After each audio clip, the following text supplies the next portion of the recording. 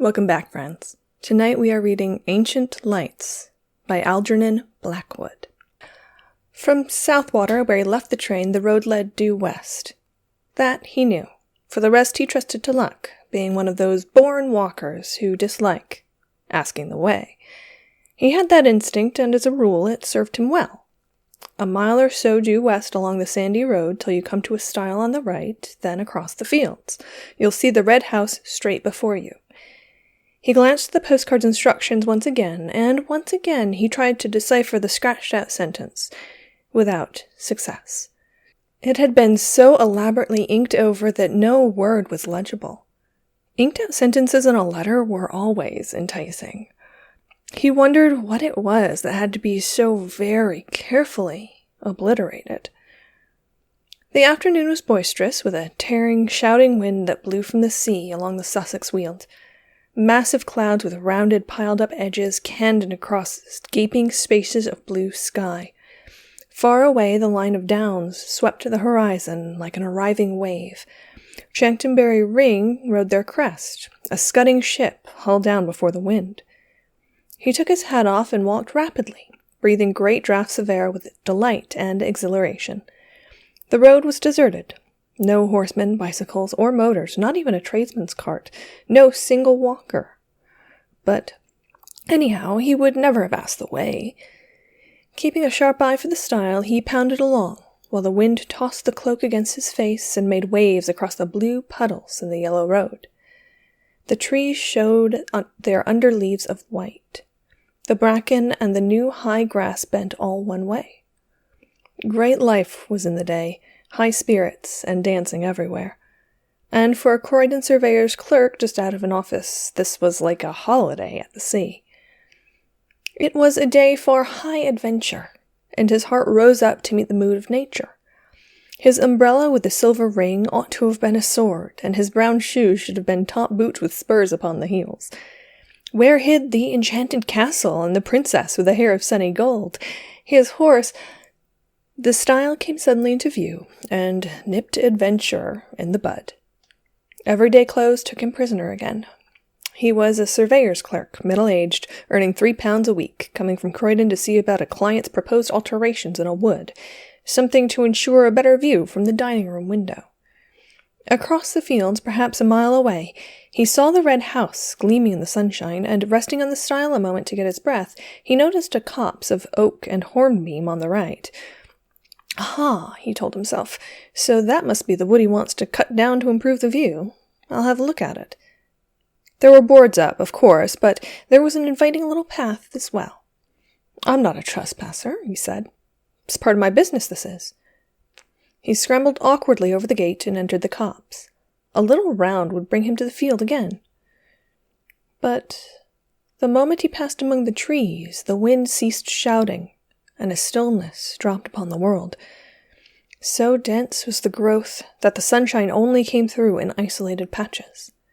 The air was close. He mopped his forehead and put his green felt hat on, but a low branch knocked it off again at once, and as he stooped, an elastic twig swung back and stung his face. There were flowers along both edges of the little path. Glades opened on either side. Ferns curved about in damper corners, and the smell of earth and foliage was rich and sweet. It was cooler here. What an enchanting little wood, he thought, turning down a small green glade where the sunshine flickered like silver wings. How it danced and fluttered and moved about. He put a dark blue flower in his buttonhole. Again, his hat, caught by an oak branch as he rose, was knocked from his head, falling across his eyes. And this time he did not put it back on again. Swinging his umbrella, he walked on with uncovered head, whistling rather loudly as he went. But the thickness of the trees hardly encouraged whistling, and something of his gaiety and high spirits seemed to leave him. He suddenly found himself treading circumspectly and with caution. The stillness in the wood was so peculiar. There was a rustle among the ferns and leaves, and something shot across the path 10 yards ahead, stopped abruptly an instant with head cocked sideways to stare, then dived again between the underbrush with the speed of a shadow. He started like a frightened child, laughing the next second that a mere pheasant could have made him jump. In the distance, he heard wheels upon the road, and wondered why the sound was pleasant. Good old butcher's cart, he said to himself, then realized he was going in the wrong direction, and had somehow got turned around, for the road should be behind him, not in front. And he hurriedly took another narrow glade that lost itself in greenness to the right. That's my direction, of course, he said. The trees has me mixed up a bit, it seems. Then found himself abruptly by the gate he had first climbed over. He had merely made a circle. Surprise became almost discomfiture then, and a man, dressed like a gamekeeper in browny green, leaned against the gate, hitting his legs with a switch. I'm making for Lumley's farm, explained the walker. This is his wood, I believe. Then stopped dead, because it was no man at all, but merely an effect of light and shade and foliage. He stepped back to reconstruct the singular illusion, but the wind shook the branches roughly here on the edge of the wood, and the foliage refused to reconstruct the figure. The leaves all rustled strangely. And just then the sun went behind a cloud, making the whole wood look otherwise. Yet how the mind could be thus doubly deceived, and was indeed remarkable, for it almost seemed to him the man had answered, spoken, or was this the shuffling noise the branches made, and had pointed with his switch to the notice board upon the nearest tree. The words rang on in his head, but of course he had imagined them. No, it's not his wood, it's ours. And some village wit, moreover, had changed the lettering on the weather-beaten board, for it read quite plainly, "Trespassers will be persecuted." And while the astonished clerk read the words and chuckled, he said to himself, thinking what a tale he'd have to tell his wife and children later, "The blooming wood has tried to chuck me out, but I'll go in again. Why, it's only a matter of a square acre at most. I'm bound to reach the fields on the other side if I keep straight on." He remembered his position in the office. He had a certain dignity to maintain. The cloud passed from below the sun, and light splashed suddenly in all manner of unlikely places. The man went straight on. He felt a touch of puzzling confusion somewhere. This way the copse had of shifting from sunshine into shadow doubtless troubled sight a little. To his relief at last, a new glade opened through the trees and disclosed the fields with a glimpse of the red house in the distance at the far end. But a little wicket gate that stood across the path had first to be climbed, and as he scrambled heavily over, for it would not open, he got the astonishing feeling that it slid off sideways beneath his weight and toward the wood. Like the moving staircase at Herod's and Earl's court, it began to glide off with him. It was quite horrible. He made a violent effort to get down before it carried him into the trees, but his feet became entangled with the bars and umbrella, so he fell heavily upon the farther side, arms spread across the grass and nettles, boots clutched between the first and second bars. He lay there a moment like a man crucified upside down, and while he struggled to get disentangled, feet, bars, and umbrella formed a regular net, he saw the little men in browny green go past him with extreme rapidity through the wood. The man was laughing. He passed across the glade some 50 yards away, and he was not alone this time. A companion like himself went with him. The clerk, now upon his feet again, watched them disappear into the gloom of the green beyond. "They're tramps, not gamekeepers," he said to himself, half mortified, half angry. But his heart was thumping dreadfully, and he dared not utter all his thought. He examined the wicket gate, convinced it was a trick gate somehow, then went hurriedly on ahead, disturbed beyond belief to see that the glade no longer opened into fields, but curved away to the right. What in the world had happened to him? His sight was so utterly at fault. Again the sun flamed out abruptly, and lit the floor of the wood with pools of silver, and at the same moment a violent gust of wind passed, shouting overhead. Drops fell clattering everywhere upon the leaves, making a sharp pattering as of many footsteps. The whole copse shuddered and went moving. "Rain, by George," thought the clerk, and feeling for his umbrella, discovered he had lost it. He turned back to the gate and found it lying on the farther side. To his amazement, he saw the fields at the far end of the glade, the red house, too, shine in the sunset. He laughed then, for of course in his struggle with the gate he had somehow got turned around, had fallen back instead of forwards. Climbing over, this time quite easily, he retraced his steps. The silver band he saw had been torn from the umbrella. No doubt his foot, a nail, or something had caught in it and ripped it off. The clerk began to run. He felt extraordinarily dismayed, but while he ran, the entire wood ran with him, round him to and fro, trees shifting like living things, leaves folding and unfolding, trunks darting backwards and forwards, and branches disclosing enormous empty spaces, then closing up again before he could look into them.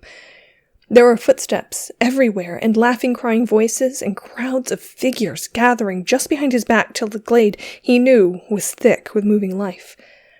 The wind in his ears, of course, produced the voices and the laughter, while sun and clouds, plunging the copse alternately in shadow and bright, dazzling light, created the figures.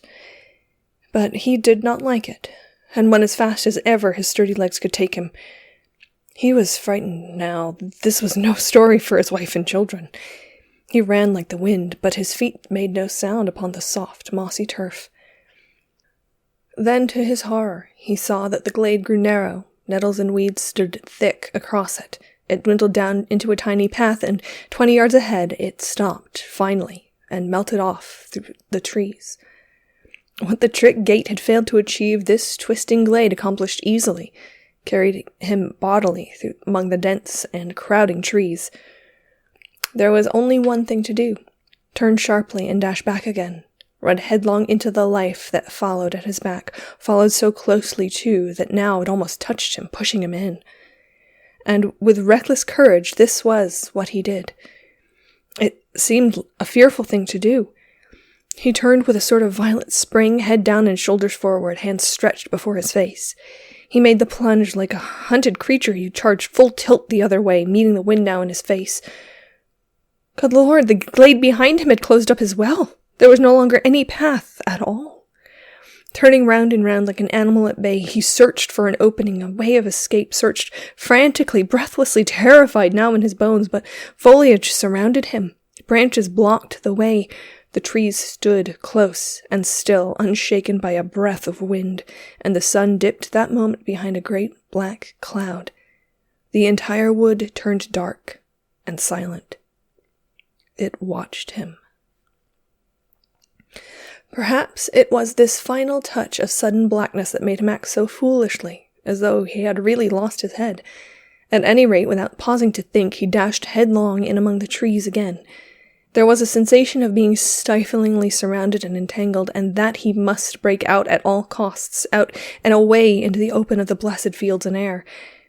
He did this ill-considered thing, and apparently charged straight into an oak that deliberately moved into his path to stop him. He saw it shift across a good full yard, and being a measuring man accustomed to the theodolite and chain, he ought to know. He fell, saw stars, and felt 1,000 tiny fingers tugging and pulling at his hands and neck and ankles. The stinging nettles, no doubt, were responsible for this. He thought of it later. At the moment, it felt diabolically calculated.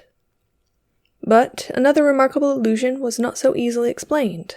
For all in a moment, it seemed, the entire wood went sliding past him, with a thick, deep rustling of leaves and laughter, myriad footsteps, and tiny little active, energetic shapes. 2 men in browny green gave him a mighty hoist, and he opened his eyes to find himself lying in the meadow beside the stile where first his incredible adventure had begun. The wood stood in its usual place, and stared down upon him in the sunlight. There was the little red house in the distance as before. Above him grinned the weather-beaten notice board. Trespassers will be prosecuted. Disheveled in mind and body, and a good deal shaken in his official soul, the clerk walked slowly across the fields. But on the way he glanced once more at the postcard of instructions and saw with dull amazement that the inked-out sentence was quite legible after all beneath the scratches made across it. There is a shortcut through the wood I want cut down, if you care to take it. Only care was so badly written it looked more like another word. The C was uncommonly like D. That's the copse that spoils my view of the downs, you see, his client explained to him later, pointing across the fields and referring to the ordnance map behind him. I want it cut down and a path made so and so. His finger indicated direction on the map. The fairy wood, it's still called, and it's far older than the house. Come now, if you're ready, Mr. Thomas, we might go out and have a look at it. The end. You just can't have a spooky October without some Algernon Blackwood. Algernon Blackwood was one of the most prolific ghost story writers of all time, and to be fair, part of that was because he lived to be in his 80s, so unlike a lot of the other authors and writers that we've discussed, he did not meet an untimely early end. And Algernon Blackwood, for our purposes on the channel, is kind of an interesting figure because he had such a long life and he wrote for so much of his long life that there's a lot of his works which are already in the public domain, like Ancient Lights. But at the same time, he lived for so long that he also had the opportunity to, in his 80s, he was reading stories, kind of like this, on the BBC, both on radio and on TV. So he kind of bridges these two very interesting points in history. If you read any biographies on Algernon Blackwood, there are two themes that keep popping up that you will see both in his life and in a lot of his most famous work, like in The Wendigo and in The Willows, as well as Ancient Lights very specifically, and that is he really likes outdoorsy stuff. Like, he likes camping and hiking, and he also really, really likes the occult and ghost. He actually joined a ghost hunting club, like an official ghost hunting club in England, which is a thing that you can join, I guess. But through these works, you kind of get the sense that he is very respectful of nature, and a lot of his stories involve themes of very powerful natural entities. Like, I don't think in Ancient Lights that they're necessarily ghosts. They're some kind of spirits. They might be, they call it the fairy wood, and it's likely that that's exactly what it is. He says that it's, I forget if it's hemlock or hawthorn and oak, but oak, and both hemlock and hawthorn are very, mystical kind of trees. So it makes sense that he would make those the setting of his mystical fairy wood. And between those two, camping and outdoorsy orienteering, and also, the occult, ghost hunting, all that kind of thing, it makes sense that a lot of his stories will also feature characters who don't have that respect for nature. Obviously the clerk was not, he's just like, it's just the wind, it's fine. We'll cut this forest down for you, man, it's no big deal. And then at the end of the story, the owner of the property says, oh yes, that little wood has been there much longer than the house has. So, so you would think that they would build, because they could build the house, why wouldn't they build the house so that you didn't have, the view wasn't obscured? Like, you could just, move the house before you built it, right? But there's always this kind of sense, it's not just that you need to respect nature, but there's frequently a character who doesn't, and then kind of reaps the just rewards of not respecting what nature can do to you. And it's funny that I chose this one kind of for Halloween, because although there are spirits, they're not really malicious per se. They're more playful in almost a way. Like, they're trying to scare him, but they're not trying to actually hurt him. They're just trying to get him to go away. So it's not like other stories where there's a murder. It's just kind of lighthearted terror. If you enjoyed this type of lighthearted terror, make sure to like the video down below so I know that you like it, so I can read more that are lighthearted terror and less, gory, stabby terror. And while you're down there, you might as well subscribe so you don't miss the next story. I'll see you guys next time.